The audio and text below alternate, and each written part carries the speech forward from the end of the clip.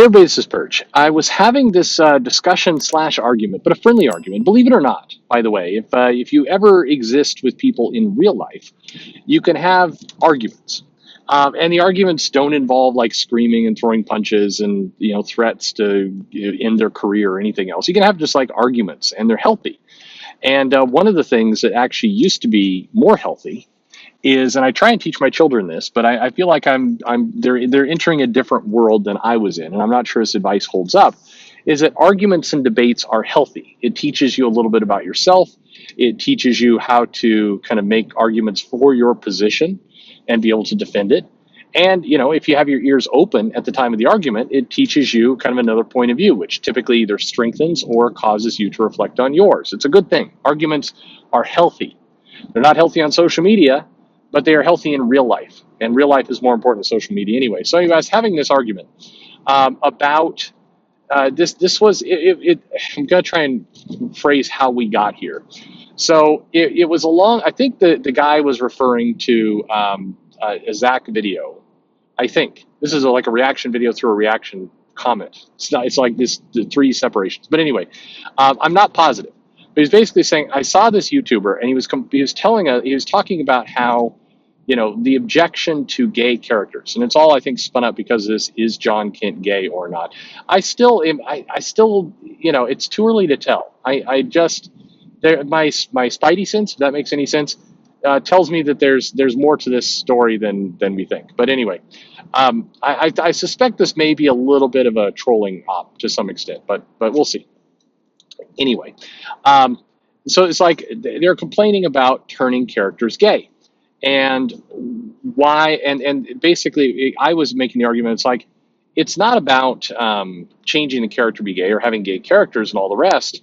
It is about the making the characters complex, making the characters have flaws, making the characters have character growth. This is important for all characters, by the way, straight, gay, black, white, whatever it happens to be. And that's where he brought up, it's like, oh, that's what this other video was saying. And I hadn't heard the video yet, so I don't know exactly what was being phrased there. But I was saying, no, but it's here's the thing. If you're a comic writer, and this is my point, if you're a writer and you get this idea for a character, like I'm going to reveal that the character is gay, and then you get some backlash, right? Fans get angry at you, like, how dare you turn this character gay? Well, as the writer, I think you should work hard to prove that those arguments wrong. I mean, if you're committed to your idea, prove your detractors wrong. How do you do that? You win them over. You basically create character moments or things in this character that cause person to say, well, damn, this is really good. I'm glad you subverted my expectations, sir. And the pushback I got in my argument was, why should the writer have to win over a bunch of bigots? And I'm like, see, that's the problem in how you frame the argument, because you've immediately gone to, you've got to win over bigots. No, of course you shouldn't try and win over bigots or racists or murderers or anything like that, any kind of terrible person. But what you're forgetting is that in comics and in storytelling in general, writing, movies, any kind of thing, you need to win over your fans. If you're a band, if you're Coldplay, and you announce, hey, we dumped the two members of the band and we're trying something very experimental, the reaction to that announcement is going to be negative. People are going to be saying, oh, but I liked Coldplay, or maybe you always hate Coldplay, but let's say for the people who liked it, the fans of Coldplay are going to say, you've removed parts of the band and you tell us that you're going to be going in a radically new direction. I don't do it. Don't go back. Don't make those changes. I liked it the way it was. And Coldplay has basically two options at that point. They can either go, screw you, we didn't need you anyway. And, maybe they do, maybe they don't.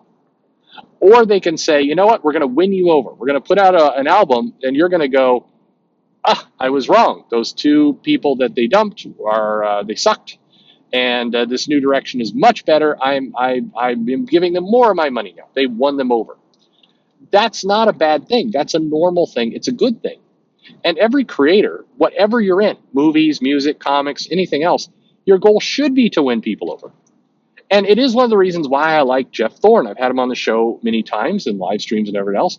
he got a lot of people who were like, nope, screw you with this Green Lantern. He's like, I'm going to try and win you over. He didn't say, well, bye, screw you. He's like, I'm going to try and win you over with my writing. And I think he did win over some people. And some people are like, nope, I still don't like it too much. Teen Lantern, nope. And they didn't. But it wasn't like Jeff didn't try. He went out there and he tried to win over his fans. So tried to win over the customers. Tried to say, look, you had this knee-jerk reaction. I'm gonna make you eat your words in a nice way, not a battle way, but in a nice way. I'm gonna make you rethink. I'm gonna show you how good it can be. And that's, again, this is normal. That's what any artist, any writer, anybody, any creative person should set out to do. Is prove your detractors wrong. If somebody thinks that you did something, just prove them wrong. There's nothing wrong with that. But in the course of this argument, it dawned on me one of the major problems with comics today when they make these changes. The creators, here's how it goes. It's like a step-by-step process. So step one, creator comes in, has a bold, hot, new, controversial take. They're going to take this beloved character, Iceman, and they're going to make Iceman gay. And it's going to be a major turning point for the character. And in solicitations, they're going to market like a major turning point you won't see coming. You won't want to miss this issue because there's a major turning point for the character. And then the news leaks out, and the customer's like, no, I hate it. No, I don't do this. No. And the writer goes, you bigots, you troll, and that argument begins. But what stops is that the writer almost, out of spite or whatever it happens to be, doesn't bother winning the fans over. In fact, if anything, the writer's like, I don't need to win over these hateful trolls, so I'm not going to I'm not going to win over any fans. I don't have anything to prove to them. And so you see these characters come out, no pun intended, but you see these characters, these changes get made, and then you see what feels like the writer proceeds to give up on the character, and they don't need to. And I'll give you an example. Obviously, there was no social media back when giant-sized X-Men #1 hit, but I am confident that back in the day, there were a bunch of original X-Men people who liked the 4 white dudes and 1 white girl X-Men team, and they're like, what the hell? You're putting a black woman on this team? You're putting a Russian? I don't, for what it's worth, I don't think there were a lot of people who did that, but I'm sure there were some. There's always some of everything. I'm sure some fans were like, where's my original X-Men? No, I don't want to see a Russian. My God, we're in a Cold War with the Russians. There shouldn't be any Russians on here. A blue thing? What is that? What is this blue dude? An Irish guy? Was he gonna be drunk all the time? And a black woman? No, a Canadian? Are you kidding me? I'm sure there was a handful of people who thought that. And what you didn't see Claremont come out and say, screw you, and then proceed to do nothing. Instead, Claremont won them over. Today, I think a vast majority of X-Men fans, readers, would say that the team of Storm and Colossus and Wolverine and Nightcrawler was a much better team than the original 5. I think that's a fairly common belief most people have, that they made the team better. Claremont won them over. He won them over with Storm multiple times. Storm loses her powers.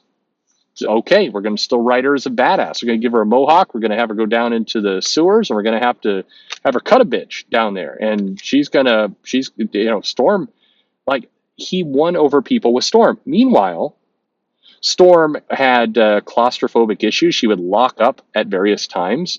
Storm was not written as a badass in every issue. She got kidnapped. She got beat up. She got put in a cage. She got paralyzed with fear when she was in too small of a place. There were lots of flaws in Storm, and she overcame them. Hell, they took away her powers and she was helpless. I mean, they wrote her as like, I've been stripped of a part of my identity and kind of a core part of who I am. And she had to claw her way back up, not over like 2 issues, but over like 50 issues. Like it was Storm was depowered for a long time, years. And Claremont put in the work and a lot of writers did. They put in the work to basically win the fans over. There's lots of examples. James Rhodes, of course, Monica Rambeau, lots of characters. Jon Stewart, Kyle Rayner. There's been many characters who basically fans were like, no, I don't think so, and the writer won them over through good storytelling. Today, that process gets interrupted.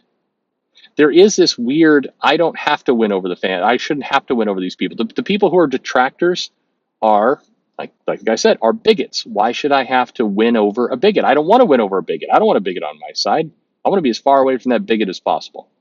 So I don't want to win them over. I don't want them on my side. But what happens is these characters, the change occurs. Look at Bobby. So they reveal that Bobby is gay. They then, Bendis in his book, let's see, he was doing Uncanny X-Men, and there was X-Men, Uncanny Wolverine and the X-Men and Uncanny X-Men. I remember this split at the time what they were naming them, but basically there was almost nothing done with that. They kind of teased half-assed in the background that Bobby was having a relationship with one of the Inhumans, and that was bad because the Inhumans sucked because they had inhuman gas that was making the mutant sick or whatever, but they never did anything with it. And then he picked it up again right at the end of his run with adult Bobby to be like, hey, young Bobby's gay, you're gay too. And old Bobby's like, I can't argue with that logic. And then, the end. And then they kind of just stopped. Cena Grace, for all the heat that people gave him for his series, and it wasn't a great series, but lots of people crapped on Cena Grace. He at least attempted to explain kind of what was done, but that comic was canceled relatively quickly. And much of that comic it seemed to be like an angry, defiant letter to the fans as opposed to winning them over. And now where's Bobby? He hangs out in the Marauders every now and then. They're like, I'm looking for men, and they don't. There's nothing there. They never bothered to get to the winning the fans over part. Look at Kitty Pryde. So Kitty Pryde had a huge moment, several months ago now. It's like, she's bisexual. She kissed another woman. Or maybe she's gay. I don't know. Lesbian. Maybe so. We don't know. She hasn't kissed a man since she kissed the woman. So maybe who knows what she is now. There was this big outcry when they had this one little quick scene in the book. And then nothing.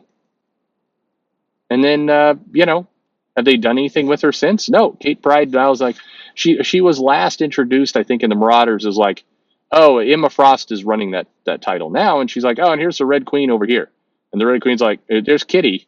They don't even call her Kitty Pryde anymore, or Kate Pryde, or any of that. She's like the Red Queen, and she's in this goofy as F red pirate costume.